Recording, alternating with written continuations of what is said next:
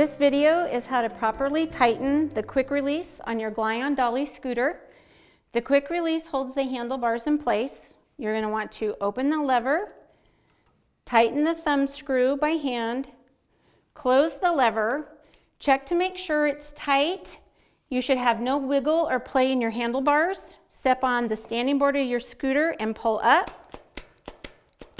If you have any kind of wiggle or play like this, it is not tight. You need to tighten it some more. Open the lever, tighten the thumb screw down by hand. It should be nice and tight as you can get it. Close the lever. It will be hard. It should leave a mark on your hand. Test again by pulling up on the T-bar.